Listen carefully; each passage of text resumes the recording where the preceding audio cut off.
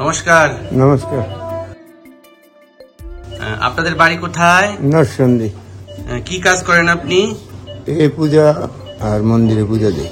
আচ্ছা আচ্ছা, আপনারা একটু খেয়াল করুন, আমার একজন সম্মানিত পেশেন্ট, তার গলার সামনে একটি ফোলা লক্ষ্য করা যাচ্ছে। আপনি একটু ঢোক গেলেন তো বাবা, ঢোক গেলেন। হ্যাঁ, এই যে ঢোক গেলার সাথে সাথেই তার এই ফোলাটা নিচ থেকে উপরের দিকে উঠছে। আবার একটু ঢোক গেলুন। হ্যাঁ, এই ফোলাটার জন্য আপনার শারীরিক কি কি কষ্ট হচ্ছে? শারীরিক এমনি কোনো কষ্ট হয় না, খাওয়া দাওয়া করতে কষ্ট হয় না, কিন্তু অনেক সময় জোরে কথা বললে সমস্যা হয়। জোরে কথা বললে একটু সমস্যা হয়। আসলে থাইরয়েড গ্ল্যান্ডের যদি এরকম কোনো টিউমার বাসা বাঁধে, শুরুর দিকে কিন্তু খুব বেশি সমস্যা হয় না, অর্থাৎ এটি নীরবে নিভৃতে আমাদের শরীরের ক্ষতি করে। কখন সিমটম দেখা দেয়? যখন সেটির মানে সাইজটা অনেক বড় হয়ে যায়, তখন একটি সিমটম হতে পারে। তখন যেহেতু এটা শ্বাসনালীর ঠিক উপরে অবস্থিত, যার জন্য যখন শ্বাস নিতে সমস্যা হতে পারে, অর্থাৎ কথা বলার সময় ভোকাল কর্ডের একটি ফাংশন আছে, আলটিমেটলি এখানে একটি স্ট্রেস বা প্রেশার সিমটমের কারণে তার কথা বলতে কষ্ট হয়। ইভেন অনেক ক্ষেত্রে যদি এটা আরো বেশি বড় হয়ে যায়, সেক্ষেত্রে শ্বাসকষ্ট হয়, ঢোক গিলতে কষ্ট হয়। এটা হচ্ছে আসলে এই অ্যানাটমিক্যাল যে অ্যাবনর্মালিটি, অর্থাৎ যে এখানে যে হঠাৎ করে একটি সোয়েলিং হলো, এর একটি প্রেশার সিমটম। এর পাশাপাশি যদি এই থাইরয়েডটা যেহেতু একটি ফাংশন রয়েছে, থাইরয়েড গ্ল্যান্ডের একটি ফাংশন রয়েছে। কি ফাংশন? এখান থেকে হরমোন প্রডিউস হবে। কি হরমোন? থাইরক্সিন নামক একটি হরমোন তৈরি হয়, যেটি আমাদের শারীরভিত্তিক সমস্ত কাজবাজকে নিয়ন্ত্রণ করে। ঠিক আছে না? তো যদি কোনো কারণে এই টিউমারটির ফলে তার শরীরে হরমোনের ঘাটতি অথবা বাড়তি, অথবা অর্থাৎ যদি তার হরমোনের ঘাটতি হয়ে যায়, সেটাকে বলছি আমরা হাইপোথাইরয়েডিজম, এবং যদি বাড়তি হয়ে যায় বা বেশি হয়, সেক্ষেত্রে সেই কন্ডিশনকে বলা হয় হাইপারথাইরয়েডিজম। তখন কিন্তু শারীরিক বিভিন্ন সমস্যা দেখা দেয়। ক্লান্তি বোধ হয়, অনেকের শরীর ফুলে যায়, অনেকের মেজাজ খিটখিটে হয়ে যায়, ঘুম হয় না ঠিক মতন। আবার যদি হাইপারথাইরয়েডিজমের ফিচার হয়, সেক্ষেত্রে দেখা যাবে যে চোখগুলো আস্তে আস্তে সামনের দিকে অগ্রসর হচ্ছে, এক্সোপথ্যালমাস ডেভেলপ করতে পারে, পালপিটেশন, বুক ধরফর করে। হ্যাঁ, তো এই জাতীয় সমস্যা কিন্তু দেখা দেয় যদি হাইপো এবং হাইপারথাইরয়েডিজমের ফিচার্স ডেভেলপ করে, তখন কিন্তু তার শরীর আস্তে আস্তে খারাপের দিকে যায়। এর বাইরে যদি আমরা এই টিউমারটির যদি আমরা ক্যাটাগরি করি, দুই ধরনের হয়ে থাকে। একটি হচ্ছে নর্মাল, যেটাকে আমরা বলছি নোডুলার গয়টার, আর যদি খারাপ জিনিসটা হয় সেটা হচ্ছে কি ক্যান্সার।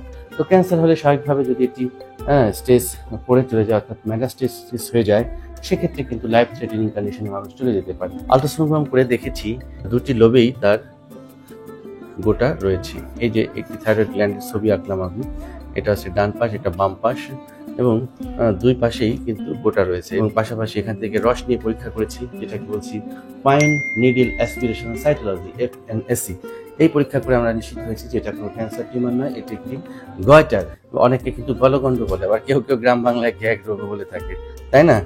তো এই যে রোগ ব্যাধি সম্পর্কে আসলে মানুষ যেহেতু খুব বেশি এই বিষয়গুলো সম্পর্কে জানে না, যে কারণে ভিডিওগুলো আমি মনে করি আপনাদেরকে অনেক বেশি সচেতনতা তৈরি করতে সহায়তা করবে।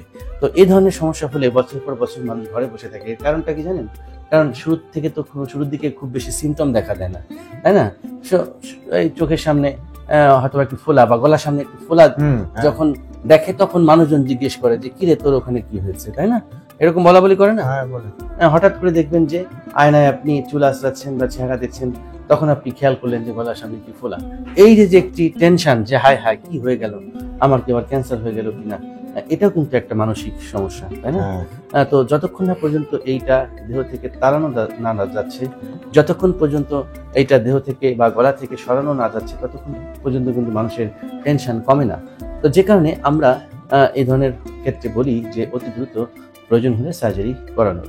তো যেহেতু আমরা সমস্ত পরীক্ষা নিরীক্ষা করে নিশ্চিত হয়েছি যে এটি একটি থাইরয়েড গ্ল্যান্ডের সোয়েলিং, এবং এটি নোডুলার গয়টার এবং মাল্টিনোডুলার গয়টার, যে কারণে আমরা সিদ্ধান্ত নিয়েছি আজকে টোটাল থাইরয়েডেক্টমি করার, অর্থাৎ আমরা পুরো গ্ল্যান্ডটা কিন্তু টিউমার সহ ফেলে দেবো। ঠিক আছে বাবু, আপনি তো পুরো বিষয়টা অবগত, রাইট? আচ্ছা, তো এই গ্ল্যান্ডটি ফেলার জন্য আমরা তাকে প্রস্তুত করেছি, তার ফিজিক্যাল ফিটনেস দেখেছি। আপনারা খেয়াল করছেন এখানে তার নামের একটি ট্যাগ লাগানো হয়েছে, এবং এখানে একটি উল্লেখযোগ্য বিষয় হচ্ছে তিনি হেপাটাইটিস বি ভাইরাস পজিটিভ, যেখানে কিন্তু আমরা এক্সট্রা কিছু প্রিকশন নিয়েছি, অর্থাৎ এখান থেকে যাতে বি ভাইরাসের সংক্রমণ না হয়, যেখানে আমরা ডাবল গ্লাভস করবো, আমাদের ইনস্ট্রুমেন্টগুলো আলাদা করা হয়েছে, এবং আজকে ওনার যে ইনস্ট্রুমেন্টগুলো দিয়ে আমরা সার্জারি করবো, এটা পুরোপুরি অটোক্লেভ করা হবে এবং ডিসইনফেক্টেন্ট দিয়ে এটাকে পরিশোধিত করার পর পরবর্তীতে কিন্তু আবার এটি ব্যবহার হবে। অর্থাৎ এই ধরনের কেসের ক্ষেত্রে আমরা এক্সট্রা প্রিকশন নিয়ে থাকি যাতে এটার অন্য কোথাও ট্রান্সমিশন না হয়। এজন্য আজকের সার্জারিটা অত্যন্ত গুরুত্বপূর্ণ এবং আমরা সব ধরনের সতর্কতা আপনার ক্ষেত্রে রেখেছি। আশা করছি আমরা সফল হতে পারবো। আমাদের মেইন চ্যালেঞ্জ হচ্ছে আপনার স্বরটাকে সংরক্ষণ করা, যাতে আপনি ঠিক মতন কথা বলতে পারেন, ভয়েসটা যাতে আপনার ঠিক থাকে। এটার জন্য আমরা আপ্রাণ চেষ্টা করব এবং এই জন্য প্রয়োজন হলে আমরা মাইক্রোস্কোপের সহযোগিতা নিব। এখানে দেখতে পাচ্ছেন যে একটি মাইক্রোস্কোপ আছে, এটা একটা অনুবীক্ষণ যন্ত্র। যখন আমরা নার্ভ আইডেন্টিফিকেশনের টাইম আসবে, প্রয়োজন হলে আমরা মাইক্রোস্কোপ দিয়ে সেটা আইডেন্টিফাই করব এবং এটাকে প্রিজার্ভ করব। তারপরে সবকিছুর মালিক উপরওয়ালা, সৃষ্টিকর্তা, তিনি যেন আমাদেরকে কৃপা করেন এবং আপনার নার্ভটা যাতে আমরা সুন্দরভাবে আইডেন্টিফাই এবং প্রিজার্ভ করতে পারি। ঠিক আছে বাবু, এই আশীর্বাদ করবেন। ভগবান পাশাপাশি আপনার প্যারাথাইরয়েড গ্ল্যান্ড, সেটাকে আমরা সংরক্ষণ করতে চাই, আইডেন্টিফাই করে সংরক্ষণ করব। এই কয়েকটি বিষয় যদি আমরা সতর্কতার সাথে করতে পারি, আমরা আশা করছি সাকসেস হব। ঠিক আছে, আপনার জন্য অনেক অনেক শুভকামনা রইল। যারা আমার ভগবান ভরসা, আপনিও ভগবানের ভরসা নিয়ে আসুন।